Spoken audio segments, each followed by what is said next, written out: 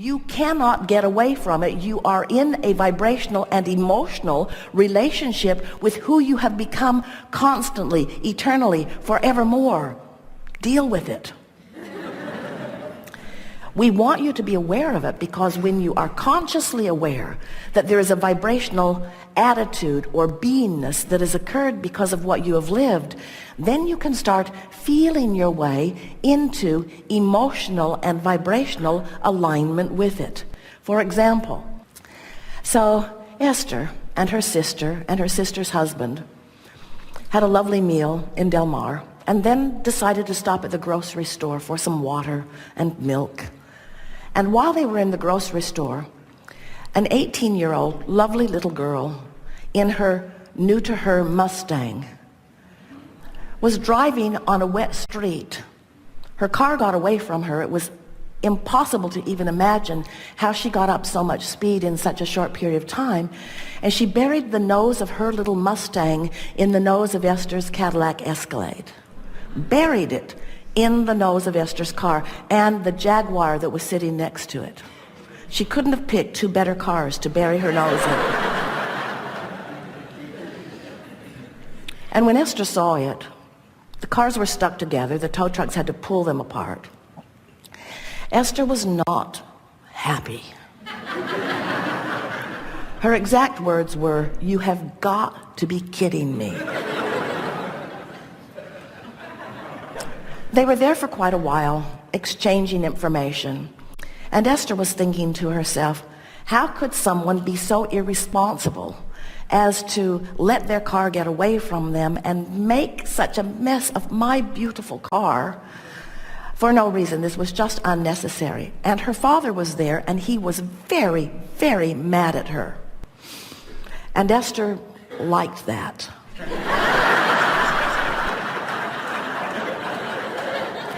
Because Esther was very, very mad at her too. No reason for this. And then, as things unfolded and the cars were apart, and Esther realized that her car was drivable. In fact, everything worked. The headlights worked. She could not have picked a better spot. Even the signals worked. The car drove normally. It can be repaired. And so as Esther sort of settled down from it, she began recognizing the discord that she had caused herself by her knee-jerk response to a situation and her subsequent departure from who she really is. Now, we have to say to you that that wavered quite a bit. As she was mad and then not mad, and then mad and then not mad. And every time she thought about what this now meant, she got mad. So she found that she could choose whether to be mad or not mad, but mad seemed more appropriate under the conditions. It just did. It just did, especially when she looked at her car, or especially when others looked at her car and she knew they were thinking that she did it, that she did it, that she did it. Esther wanted to make a sign. I did not do this. I did not do this. But in her heart, she knew she had done it. That was the thing that made her, once again, curse law of attraction. So she began sort of reporting to those who were around her. I'm not as bothered by the paint and metal that has to be reconfigured as I am about my point of attraction. I guess I've just been feeling so sorry for myself and feeling vulnerable, and so this is what has come of this. But that thought felt bogus and awful. But it also somehow had little resonance. In other words, things like that shouldn't happen to people who are deliberate creators, and yet there it was, a big hole in the front of her car. And so, as they were pulling the cars apart, her brother-in-law had said, you know, Esther, I don't think you're going to have too much trouble with this car. This car is a tank. And when they pulled the cars apart, everything seemed fine. They drove away. She drove it here. You can see it if you'd like. Just don't take pictures and put them on the internet. She doesn't care. And so then she was visiting with us about it, wanting to know what her point of attraction, what does this mean about my point of attraction?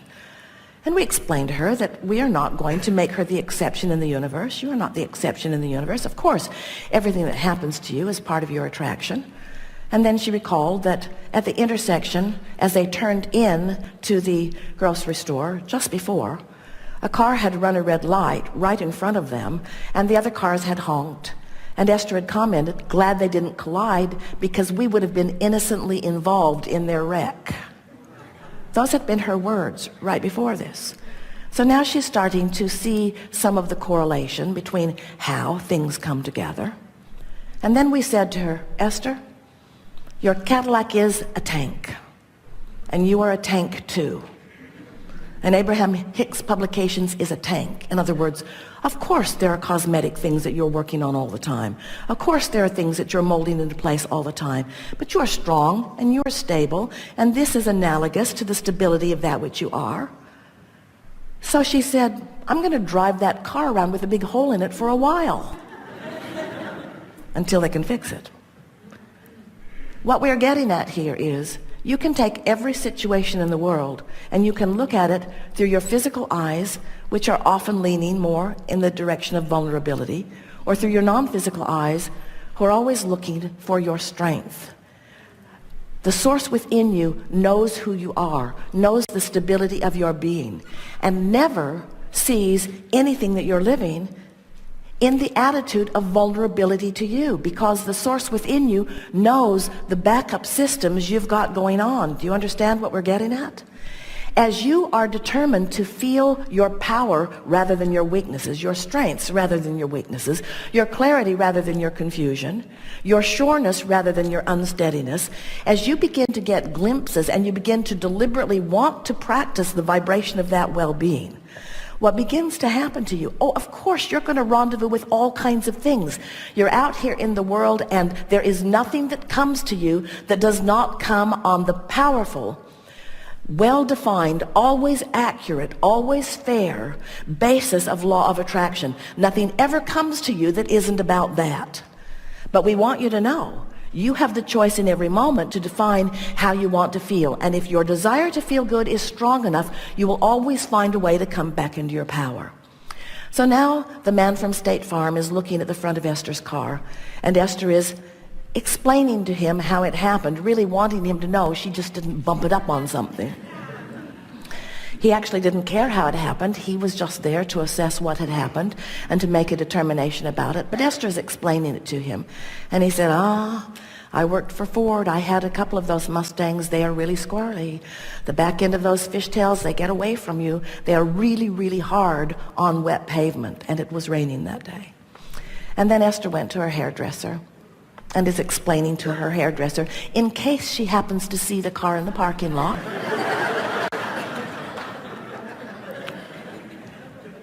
and her hairdresser said, I had 2 Mustangs. They are really difficult on wet roads. There's something about the back end of those that makes them really hard to control. And suddenly, Esther is feeling relief, because she had been holding that one little nugget of blame to that little 18-year-old girl who the last time she saw her was in the parking lot crying until her eyelashes were coming off. Wanting Esther to know that she didn't mean to do it, she didn't mean to do it, she didn't mean to do it, she didn't mean to do it. So Esther called her father and said, I just want you to know that 2 people today told me exactly the same thing, and I think we should all let your little girl off the hook on this. He said, what do you have to say? And Esther said, those cars are hard to manage on the wet roads. We were all too hard on her. And Esther could feel the relief coming over him. And she knows that there was soon to be relief coming over this little girl, because everything that happens is a co-creation. And when you decide that you're going to blame the one who seemed at most fault, instead of take responsibility for the part you play, the reason you feel so awful is not because you're mad at the little girl. It's because you're all upside down about how things are being created in your reality. You are running around this planet as cooperative components to one another, not to do bad things to each other and not to teach other lessons, but to sift through the data, to put things in your vortex to which your inner being is already aligned so that you can experience the joy of alignment. So then Esther began noticing what fun it was. She met a whole host of new people on the process of getting this into alignment, and there's still more to come. More lovely people interacting on different levels. Isn't that what life is all about?